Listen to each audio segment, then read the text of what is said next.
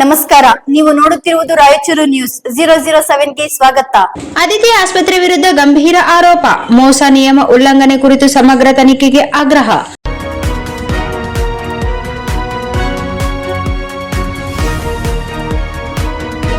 ನಗರದ ಆಶಾಪುರ ರಸ್ತೆಯಲ್ಲಿರುವ ಅದಿತಿ ಆಸ್ಪತ್ರೆ ರೋಗಿಗಳಿಗೆ ಮೋಸ ಮಾಡಿ ಅನಗತ್ಯವಾಗಿ ಹಣ ವಸೂಲಿ ಮಾಡುತ್ತಿರುವುದಲ್ಲದೆ ಕರ್ನಾಟಕ ಖಾಸಗಿ ವೈದ್ಯಕೀಯ ಸಂಸ್ಥೆಗಳ ಕಾಯ್ದೆಯ ಅನ್ವಯ ಹಲವು ನಿಯಮಗಳನ್ನು ಉಲ್ಲಂಘಿಸಿದೆ ಎಂದು ಆಸ್ಪತ್ರೆಯ ವಿರುದ್ಧ ಸಮಗ್ರ ತನಿಖೆ ನಡೆಸಿ ಕಾನೂನು ಕ್ರಮ ಜರುಗಿಸಬೇಕೆಂದು ಸಾಮಾಜಿಕ ಹೋರಾಟಗಾರ ಶಾಲಂ ಪಾಷಾ ಹಾಗೂ ಉಮೇಶ್ ಅವರು ಆಗ್ರಹಿಸಿದರು.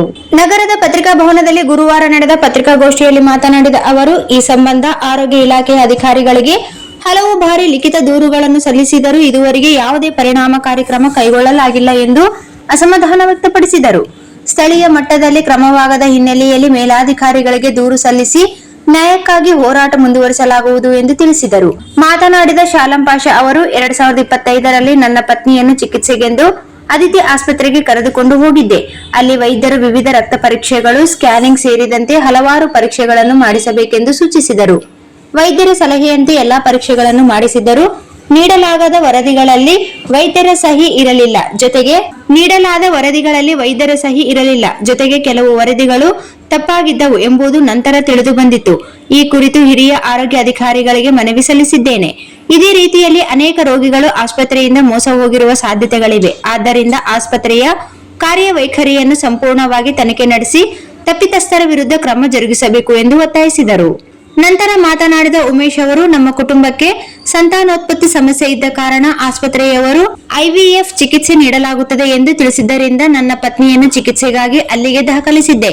ಕಳೆದ 4-5 ವರ್ಷಗಳಲ್ಲಿ ಸುಮಾರು 2.5 ಲಕ್ಷದಿಂದ 3 ಲಕ್ಷ ರೂಪಾಯಿಗಳವರೆಗೆ ಹಣ ಪಾವತಿಸಿದ್ದೇನೆ. ಆದರೆ ಸೂಕ್ತ ಚಿಕಿತ್ಸೆ ನೀಡದೆ ಐವಿಎಫ್ ಚಿಕಿತ್ಸೆಯ ಹೆಸರಿನಲ್ಲಿ ಮೋಸ ಮಾಡಲಾಗಿದೆ. ಇದುವರೆಗೆ ಖರ್ಚು ಮಾಡಿದ ಹಣಕ್ಕೆ ಸಮರ್ಪಕ ಲೆಕ್ಕಪತ್ರವೂ ನೀಡಿಲ್ಲ ಎಂದು ಆರೋಪಿಸಿದರು.